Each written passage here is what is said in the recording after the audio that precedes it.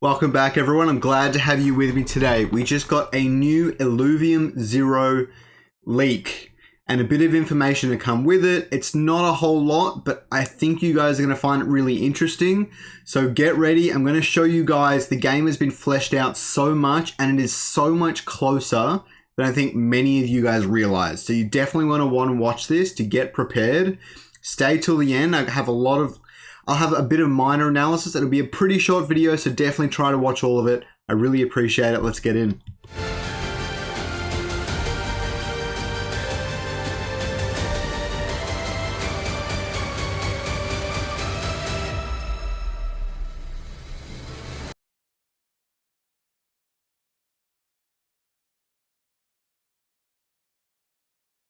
I'm not a financial advisor. This is not financial advice, and please always do your own research. This is going to be really good. Definitely make sure to like and subscribe so more people can see it and get involved with the game. I mean, ultimately, the more people see it from my YouTube algo, the more people are buying land and you can flip it for more, I guess. Again, not financial advice. Okay, so let's jump into it. The first thing, we're just going to go into a couple of things I noticed off the bat. The big one are you have a level in the top left. There are levels that I'm going to be relating back to Clash of Clans a lot. If you don't know much about Clash of Clans, that is okay. It is going to be all right. But in Clash of Clans, you also have a level, but this is so much more restricted. In Clash of Clans, your level goes up to about 12, and the last 4 or 5 have been added in the last 4 or 5 years. So the level system in that works, what I would assume is very differently to how it's going to work in Illuvium Zero. My assumption is it's either going to be based on just overall city development. Every upgrade gets you experience points. I've seen that work in different games in the past. Or maybe a different stage in the tech tree is a different level. We don't quite know that yet. Maybe it's been said, but I don't personally know. This number on the bottom right, I have no idea what that is. I'm sorry to say that. I do not know. The top left, that is a standard hamburger icon. Basically, it'll have other things in there, things like settings, connecting wallet, maybe sending to other lands and things like that. It'll just have kind of one of your main menus, but kind of the offshoots things like settings. It'll have your build and paths. The paths feature is really cool. I also really like that icon. Oh, you can't see it very well. Sorry. The paths feature is really cool. I'm under the assumption it won't have any bearing on the game itself, but anything with allowed creativity is always really nice. So I'm really appreciative of this being involved in the game. And then you have your build, right? So I'm going to play this now. I'm going to keep the sound out of it because they're just using royalty-free music and things like that. They don't have a lot of sounds to come with it, and I forgot to put on my headphones. But I'm just going to play this through now. There's a couple of really interesting stuff. You can see the bubbles pop up, and that means things are ready to collect. I don't know exactly what that extract thing is about.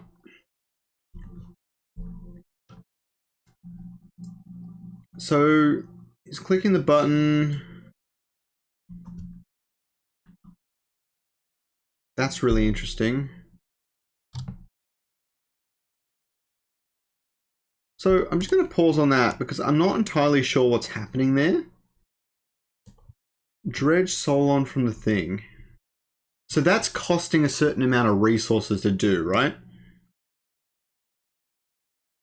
So click the button and you got the Solon or whatever that one was. I think that one might actually be Hyperion.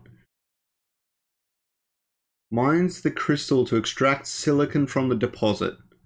Reward 100 silicon. So, oh, okay. Okay, I think I get what's happening here. So what's happening is they're clicking the bubble to pick up any resources that have come off the thing. But the big thing here is that it looks like it is stopping the production. Don't hold me to any of this, but it looks like it's stopping the production of that machine, of that extractor.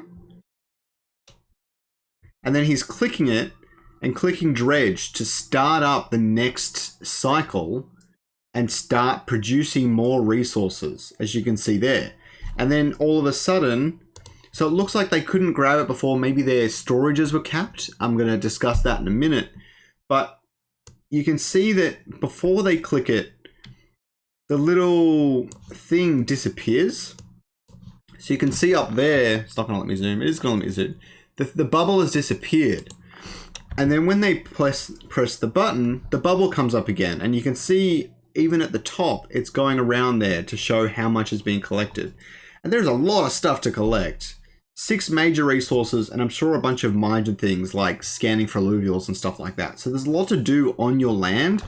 And when the devs have talked about, I believe it was 30 minutes a day on the land for maximum efficiency, that's things like your resources are going to finish in 6 hours, jump on for 30 seconds, start it up again, and then jump off. So that you have a constant production happening on your Illuvium Zero land.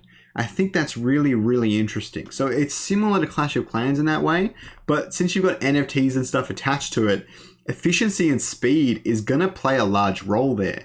The other thing that I noticed on the land, if I restart it again, get it back up.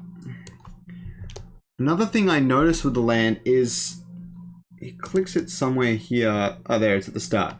So for this extractor in particular, you have efficiency. I don't know how exactly this works, but Johnny A, I believe it was, did show us a screenshot before. I'll see if I can find it, where it showed one of the buildings. There's a lot to sift through. I've read through all this already, but this screenshot... Ah, crap. I think I went too far up. So there's a screenshot in here somewhere. There's those two that I might talk about in a second.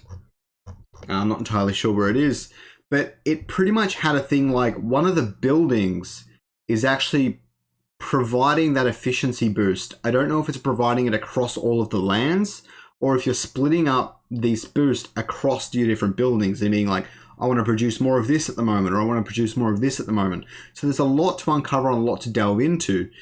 A few things we should note about that footage is that it's from the early mid-game stages, and the land already looked pretty large, so that's quite interesting. At the moment, all the buildings can only go up to level 3 to mimic the stage 1, 2, 3 of alluvials, but a lot of these things are subject to change. I don't think that's sustainable or scalable long term, and the team is aware of that. So that is just kind of how it's going to be starting off. And Clash of Clans has done a similar thing. At some point, they'll release an update, and now you can upgrade it to the next level, right? There's 2 last things I want to discuss with this. Firstly, that there's finite storage, okay? There's only a limited amount of storage that you can use, and this is to prevent people from hoarding the materials. But then we have to talk about Megacities. Now, they won't be in the initial launch of the game, but they're one of the priorities for after the game has come out, after the land sale and things like that. The game should release 1 to 2 weeks post land sale, but it might need to be reset. It'll probably not really matter all that much because it'll be reset when the main game comes out. But anyways, the finite storage is interesting because Megacities do have this sort of benefit. Say you have one T4 and a bunch of T1s. They discussed in this thread that you can send your resources to other lands on the same wallet. I'm assuming other lands as well, but it will have a small fee attached to it. If you're in a megacity or you own all the lands in the wallet or however they're going to set it up, they're discussing that there will be no fee here. So what you end up with is you end up with a T4 land that's feeding resources to all of your smaller lands around in your megacity, your 3x3, 4x4 or whatever. All these lands are attached, so they're receiving resources from each other. And if you're anyone like me that loves dealing with numbers and has played things like Factorio and Satisfactory, you know that the efficiency you can gain from something like this is extremely powerful. So what you end up with is, say you have 3 people with a T1 land, this person without paying extra is going to be so much more efficient in upgrading their land to the highest quality just from building their megacity. I hope this gives you guys a bit of thoughts on how you might approach land and what you want to do down the road. But just know that having a few plots next to each other could come in handy. I don't know if it's going to be in 6 months or 12 months, but it could definitely be valuable down the road. So I hope you guys enjoyed this video. definitely don't forget to subscribe and like down below so more people can see it and help out with the YouTube algos. I really appreciate it. I hope you guys enjoyed it. Let's do it. Thanks for watching the video, guys, and don't forget to watch this next video down there in the bottom left hand.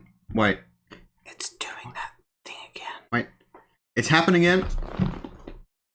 Oh, crap. Ah, it happened again.